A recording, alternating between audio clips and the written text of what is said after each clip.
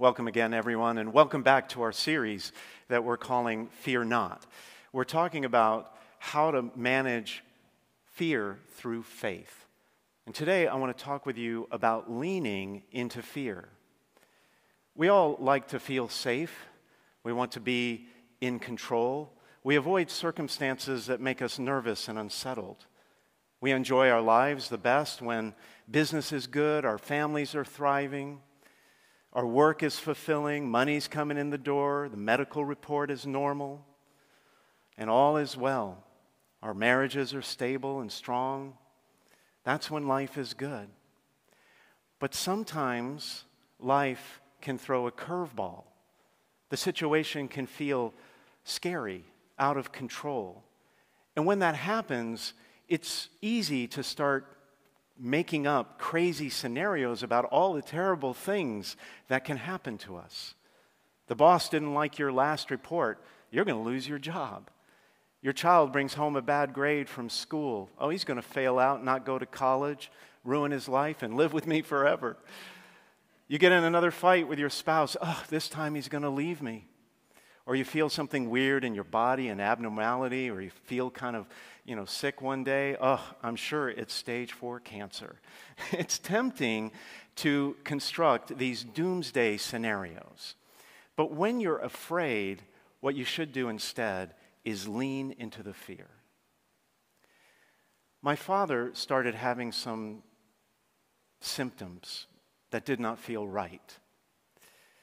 He got winded, couldn't catch his breath climbing a flight of stairs. He felt weak. Something was wrong. But my father was afraid of doctors. He never got checkups or had his blood work drawn. So he put off going to the doctor, and he didn't tell us about the symptoms. He figured it would go away. He'd get his strength back eventually. He'd return to his old self one day. Thought the problem would take care of itself. But deep down, he was afraid. He didn't want to know what might be the cause. He put off going to the doctor for more than a year, and by then, it was too late. The damage had already been done. My father, tragically, passed away at a relatively young age. It was a tragedy for our family, of course, but my father was also a brilliant man of science, so it was also a tragedy for the scientific community, and it just did not need to happen. What fears do you need to face? Is it a health condition you'd rather not think about? Is it a coworker or a neighbor or someone else that you need to have a difficult conversation with but are afraid to? Is it an addiction that you need to admit but can't? Is it a reality check that you need to have with yourself but you would prefer to avoid? Whatever it is, don't hide from your fears. The see no evil, hear no evil, speak no evil approach to life just doesn't work. And it can easily backfire like it did with my father. Instead, you need to lean into the fear. 2 courageous people in the gospel story today leaned into their fears and were rewarded in big ways. The first was a synagogue official named Jairus. He came to Jesus for help. Seeing Jesus, he fell at his feet and pleaded earnestly with him, saying, "My daughter is at the point of death. Please come and lay your hands on her that she may get well and live." Now, this may not seem like a particularly courageous act. After all, his daughter's life was on the line. A parent would do anything to save their child. But you have to understand Jairus' position. A synagogue official was like a church elder today. He led programs and activities. He supervised the finances. He would have been widely respected in the community, held in high esteem. How he acted would influence others. His reputation was important. Now, at this point in Jesus' ministry, he was not always accepted in the synagogues. In fact, his most recent visit ended with a plot to take his life. Word had gotten around about the way he dined with sinners and healed people on the Sabbath and generally disregarded the man-made traditions of the elders. So it was frowned upon. It would have been frowned upon for anyone to go to Jesus for help, like Jairus did. Can't you just hear the whispers in the crowd? What's he doing? Doesn't he know that's Jesus, the one who disregards all our traditions? Doesn't Jairus have any self-respect? Can't you just hear that? But Jairus was desperate. He didn't care about their negative opinions. He wanted to save his daughter. He was willing to show everyone his weakness. Well, at one point, messengers came and told Jairus that it was too late. His daughter had already died. There was no hope left, no point in continuing. That would have been the moment for Jairus to kind of do some backpedaling, distance himself from Jesus, try to save his reputation, maybe put a positive spin on what had just happened, kind of get his standing back in the community. It was too late anyway. But Jesus turned to him and said, "Do not be afraid. Just have faith." Well, Jairus had faith. And so they pressed on together. And when they got to Jairus' house, they faced some people who had already gathered there, mourning the death of this little girl. And they ridiculed Jesus and Jairus, but they ignored the crowd. Jesus went into the little girl's room, and he brought her back to life. Jairus had his daughter back because he was willing to lean into the fear. There was also a woman in the gospel who would not allow fear to hold her back. For 12 years, she had been dealing with a terrible health condition. Not only was it uncomfortable, I imagine, but it also had serious consequences for her life. According to the religious laws of that time, her condition would have put her in a constant state of ritual impurity. What this meant was that she could not be with her husband. She could not come into close contact with other people. She could not even enter into the temple to worship and pray to God. On top of that, she spent all her money on doctors who could not cure her condition, but only added to her suffering with painful treatments. Well, one day, she sees Jesus in the crowd. She has heard about him and all the good things he's done. She's not supposed to do this. She's not supposed to be close to other people, but she came into the middle of the crowd and snuck up and touched his cloak. No one saw. It wasn't supposed to happen. Immediately, Jesus felt healing energy flow out of his body. He looked around for the person who had touched him. The woman, realizing what had happened to her, approached in fear and trembling. She fell down before Jesus and told him the whole truth.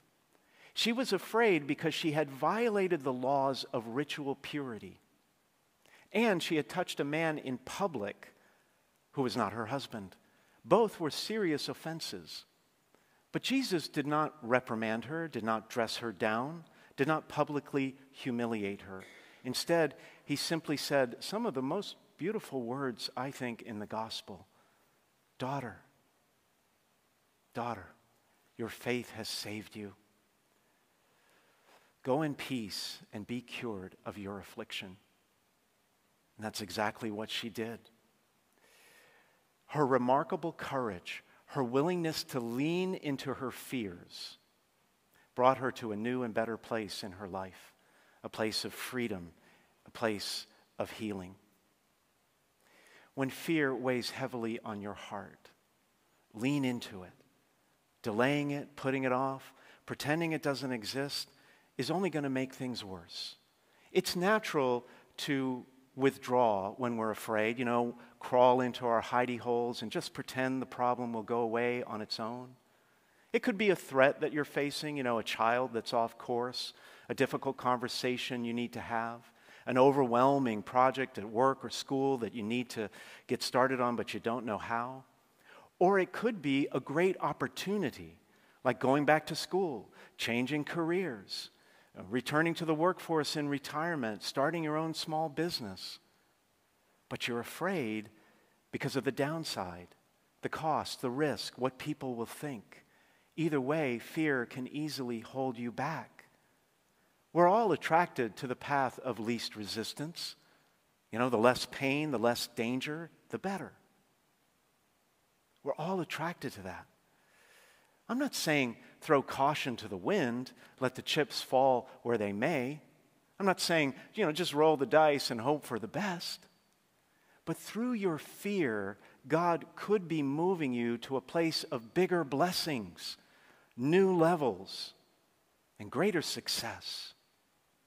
Scripture says, one who pays heed to the wind will not sow. One who watches the clouds will never reap. Don't wait for the perfect weather. It will never happen. Bite the bullet and face your fear now. Trust in the rewards God promises on the other side of fear. A great famine came over the land during the time of the prophet Elijah. There was no rain for years. Riverbeds were empty, brooks ran dry, wells stopped working, the crops wouldn't grow. People were literally starving. God told Elijah to go to a place called Zarephath and meet a widow there who would give him some food. Well, when he arrived, he found her gathering sticks. He asked her for some bread, but all she had left was a handful of flour and a tiny bit of oil. She was planning to make a final meal for her and her son before they died of starvation. But Elijah said to her, "Do not be afraid. Go and do as you propose, but first, make me a little cake and bring it to me." Can you imagine what this widow is thinking? Who is this guy? We're in the middle of a terrible famine, the worst we've ever seen. We're all about to starve to death, and he comes into town demanding that I make him some cake. But Elijah promised her the jar of flour would not go empty, nor would the jug of oil run dry until the day when the Lord sends rain upon the earth. She left and did what Elijah said, and she was able to eat for a year, and Elijah and her son as well. After that year, things were better, the rain returned, the land was restored, but then suddenly her son got sick and died. I can just imagine what she's thinking. What was the purpose of me surviving this famine if I have to watch my child die? She complained to Elijah, who complained to God, and God gave him the power, like Jesus, to bring this child back to life. That's because God has something amazing on the other side of fear for everyone who trusts in him. Years ago, I did something I never thought I could. I was just a junior in college. I was working part-time as an EMT for an ambulance service. The owner of the company was a formidable man, a man around town. He was well respected, a self-made man, kind of a local business tycoon. I was intimidated by him, but I had this idea about how he could expand his operations. I didn't know how to go about it, so I talked to my older brother who was in business school at the time. He showed me how to write a proposal, but still, I felt scared about it. I was just 20 years old. He was an important man. I was merely a college student. I thought he'd laugh me out of his office, or worse yet, fire me for being pushy. But I made a decision to lean into the fear. I invited him to dinner, pitched the idea over dessert, and to my surprise, he loved it. He implemented it and then promoted me to management. During the last 2 years of college, I was a full-time student and a full-time executive in his company. It launched my career, at least my first one. When you trust in God, when you lean into your fear, when you move past what scares you, when you get out of your comfort zone, you can overcome anything that holds you back. A few months ago, I had dinner with a friend of mine, Tom. He does a lot of public speaking. So naturally, we started talking about, messages and communication and sermons and homilies. And he said something intriguing to me. He said, interesting speakers live interesting lives. He said, they do dangerous things like skydiving, base jumping, wingsuiting, whatever that is, bull running, and big wave surfing. And when they live to tell about it, he said, they talk about it. And that's what makes them interesting. I thought to myself, oh man, I can't do any of that. I'm not a very adventurous person. I mean, 20 years ago, I tried to take up skiing, and I got so scared on the bunny slope, I never went back. I couldn't do this. I thought, well, I'm just never going to be an interesting speaker. Well, a few months later, I was having another dinner, this time with a major donor to our church, a very generous man. And I was telling him about our missions program, you know, how we want to really build on what we already have and reach out to people in need locally, nationally, and internationally. Well, he was all on board. He said he'll make a major donation to that cause as long as I promised that I would go on one of the mission trips myself. And I thought, me? In a developing nation? I'm not a very adventurous person. I thought, no running water, no indoor plumbing. I mean, I was thinking, could I get my Netflix? Would they have Wi-Fi? How would I watch my shows? I just didn't see it happening. But then I thought, I could have some interesting stories to tell, and then I would be an interesting speaker. But more importantly, far more importantly, we needed the money so that we could do some great things for people who are suffering. So I said yes. I agreed to it, I promised it, and I will do it one day. The point I'm making is that sometimes we need other people to challenge us to lean into our fears, to position ourselves for the blessings and the miracles and the success and the breakthroughs that we will experience when we push past our fears. So consider this me challenging you gently and kindly. Whatever's scaring you right now, whatever keeps you up at night, whatever that thing is that's pressing on your heart and strikes fear in your heart, lean into the fear. Trust in God. After all, you'll probably have some great stories to tell.